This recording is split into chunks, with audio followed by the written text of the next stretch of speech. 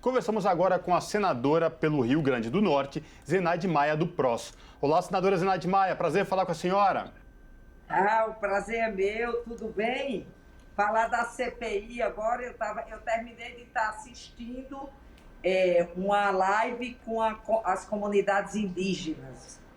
Eles apavorados, que são mais de 53 mil casos e mais de 1.065 óbitos, a gente sabendo que existe subregistro, né?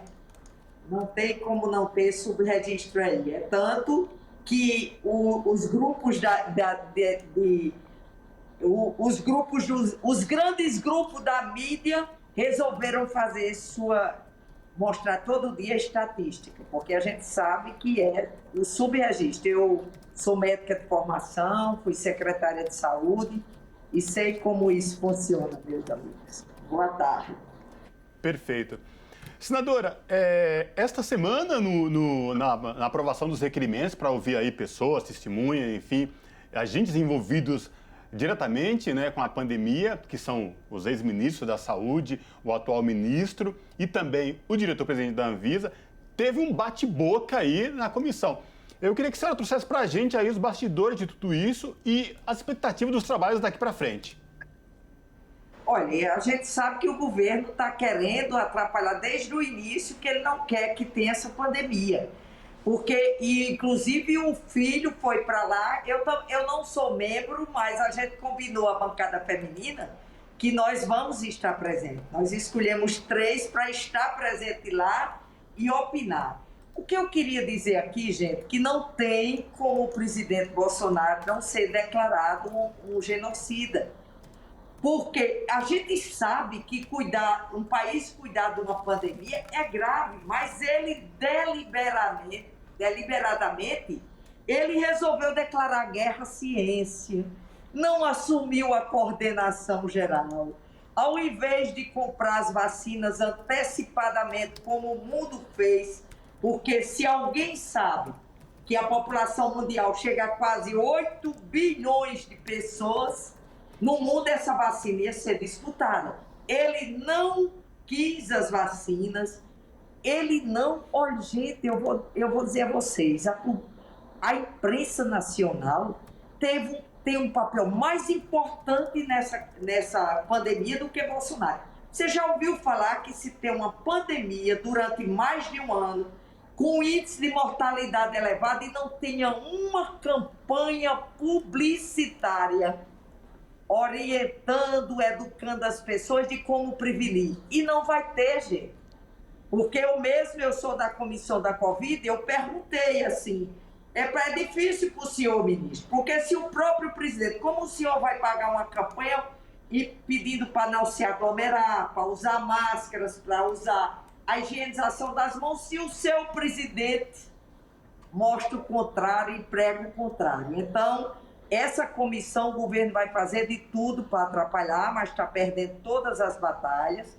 Não pode dizer que não é uma coisa imparcial, que é, mas as provas são muito, muito robustas contra Bolsonaro. Temos provas robustas contra Bolsonaro, grande. Então, negou a gravidade da doença, da pandemia, depois brigou com a ciência, ao invés de comprar vacina, comprou medicamentos sem eficácia terapêutica comprovada. E outra coisa, gente, não existe essa história de não ter estudo. Eles queriam aqueles requerimentos que vieram do Palácio do Planalto, que eles queriam aprovar, era para chamar alguns profissionais que dizem que esse kit preventivo da Covid existe. Mas vai ser uma lista disso aí. E outra coisa, atrasou o auxílio emergencial, que ele sabia que isso é um auxílio emergencial. Dificilmente aquelas pessoas que são ambulantes iam ficar dentro de casa. Atrasou o repasse de influenciar para as micro e pequenas empresas o financiamento, que elas são responsáveis por mais de 70% dos empregos formais desse país. E quando chegou dezembro, ao invés de repetir o mesmo que o Congresso tinha feito em 2020, quase deixou esse povo com fome durante 3 meses. Vocês estavam falando aí de uma campanha, e eu queria aproveitar aqui, Maria Tereza e Cosmo, para dizer algo que chama atenção nesse país, e eu venho dizendo.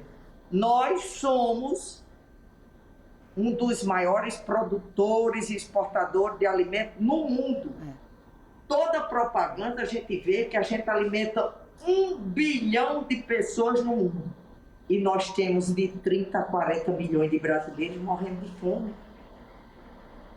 Como entender?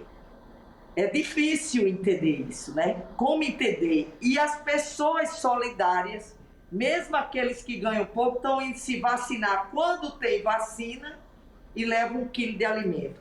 Mas voltando para a Covid, eles vão insistir. Nós temos lá 4 governistas, né? 2 oposição e outros independentes. E mesmo quem não é da Covid, como a gente tem direito à voz, como eu tenho, da CPI, quem não é da CPI, como eu não sou membro, mas nós vamos instalar, nós temos direito à voz.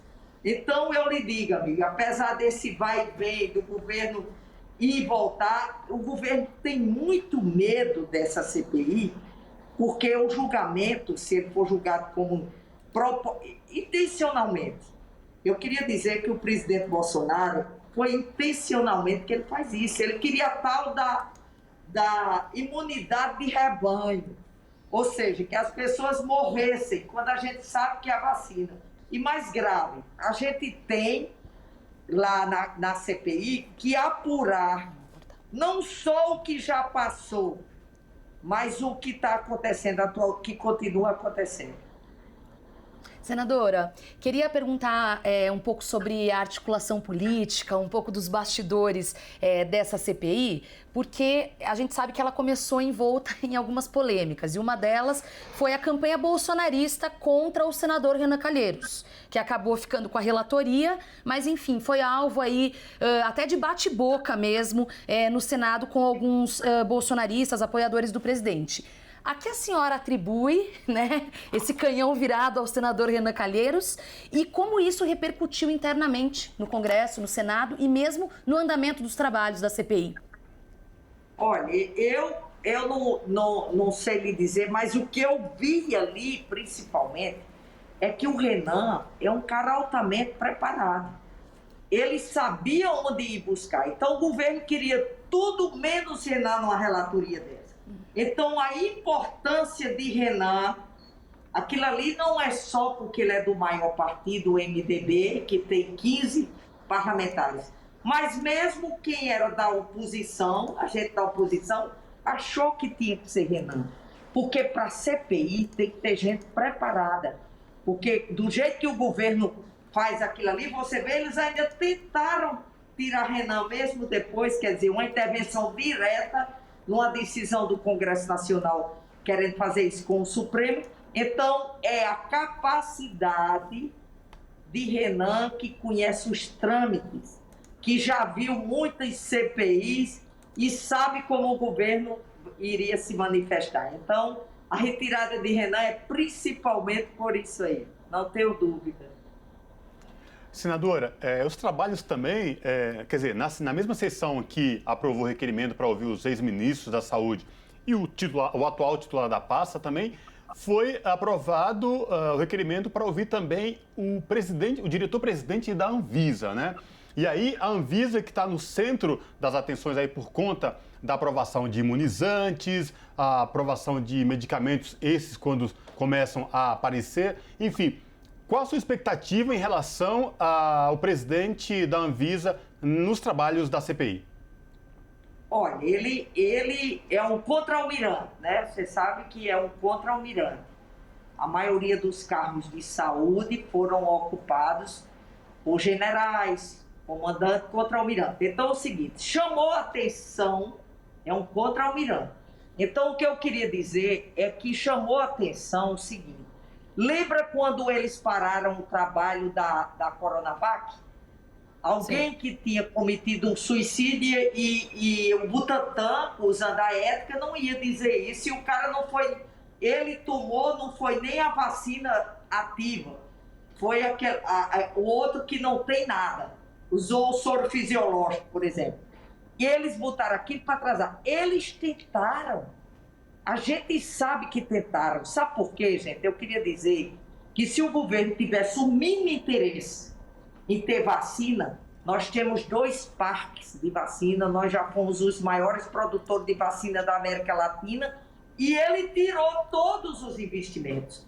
Tirou os investimentos. Como é que o Brasil está com o Pires na mão, com o Instituto Butantan, com a Fiocruz, e ainda ficou propaganda. Ali quando eles dizem não é para politizar, ali foi politizado. Agora eu queria chamar a atenção para a Sputnik, que isso também vem à tona na CPI. A vacina Sputnik, eu tenho o maior respeito pela Anvisa e tudo. O que chama a atenção da Sputnik é que tem vários países usando a Sputnik V, e essa dificuldade de apresentar papel, de apresentar tudo. E com a Sputnik, outra coisa, ele vai ter que responder, porque ele só quis comprar o mínimo de vacina com o consórcio COVAX Facilite, da Organização Mundial de Saúde. Ou seja, intencionalmente, eu não tenho dúvida que isso vai ser provado. O presidente da República, intencionalmente, não quis salvar o povo brasileiro. Ele optou para comprar uma briga com a ciência, não assumiu a coordenação, trocou de ministro, qualquer ministro que desafiasse, que quisesse seguir a ciência, ele tirou. Então, eu acho difícil ele se sair bem. Agora, como você diz, vai ter um jogo grande ali, porque o governo tem a base mesmo dele é grande, mas na CPI está difícil aprovar, até porque o povo está com um olhar direto nessa CPI, como se diz, para ver quem é culpado pelos mais de 400 mil mortos. Agora eu queria declarar aqui para vocês isso. Com certeza, nós teríamos bem menos mortes. A maioria dessas mortes foram de mortes evitáveis. Falta de oxigênio, falta de leito de UTI, falta de uma campanha publicitária grande mostrando, porque se vocês da mídia mostravam, fique em casa, não aglomera, ele faz o contrário. E ele é um líder, uma pessoa que foi eleita pelo povo, então ele incentiva as pessoas a se aglomerarem. E depois culpa. E essa queda de braço com governadores e prefeitos, isso foi longe demais. Então é um presidente, sinceramente, que não respeitou nenhuma regra, não mostrou nenhum respeito, e a CPI vai mostrar isso aí, não tenho dúvida.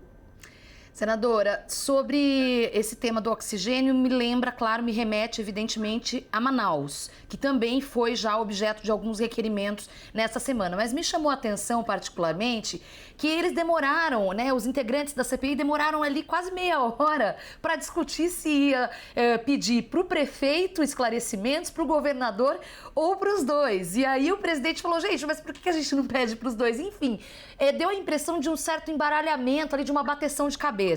Minha pergunta sobre isso é o seguinte, esse certo desacerto de rumos nesse momento inicial da CPI da Covid é normal e isso pode atrapalhar de alguma forma o andamento dos trabalhos?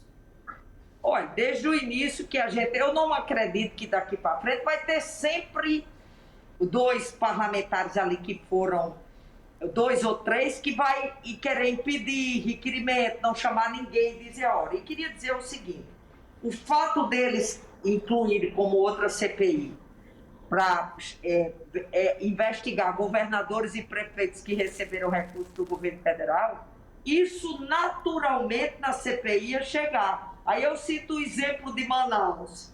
Citar o exemplo de Manaus. É claro que quando for chamado o ministro, vai ser chamado também o governador e o prefeito da capital. Isso naturalmente ia chegar. Isso aí foi mais uma manobra que o governo fez para não ter a instalação da CPI.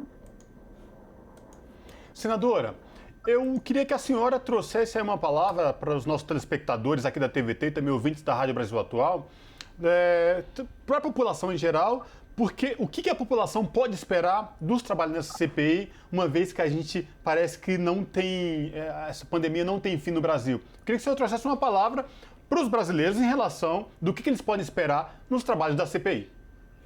Olha, nós temos que esperar, eu digo que a gente está precisando muito conjugar o verbo esperançar, porque já ficou definido que essa CPI não vai só olhar o que passou, a gente está presente. Por exemplo, ontem a gente aprovou no Senado a quebra de patentes, que o Brasil se recusou a fazer, mesmo sendo um pedido de 2 países do BRICS, que ele faz parte.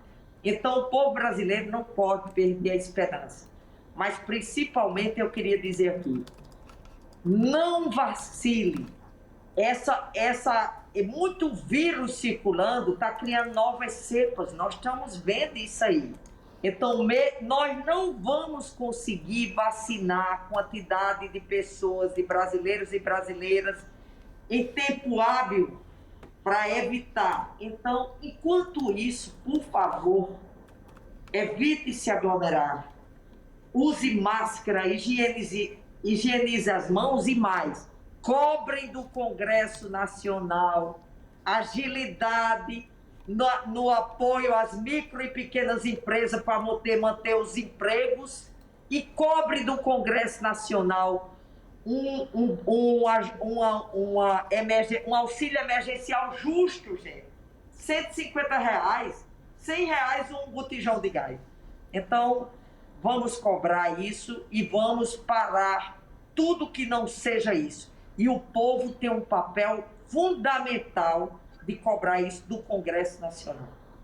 Tá certo. Recado dado. Muito obrigada. Essa foi a senadora pelo Rio Grande do Norte, Zenaide Maia, do PROS. Senadora, muito obrigada pela participação e até uma próxima oportunidade. Obrigada, Maria Tereza. Obrigada, Cos. Vocês do TVT, isso é muito importante. Parabéns a vocês. Vocês são responsáveis. Se existe alguém nesse país, fora o governo, que está salvando vidas, são vocês, porque informação é poder. E é isso que vocês estão dando ao povo brasileiro, empoderando e eles fazendo, dando visibilidade e eles fazendo o que vocês, que têm credibilidade, dizem para eles fazerem. Perfeito. Obrigada. Obrigado, senadora.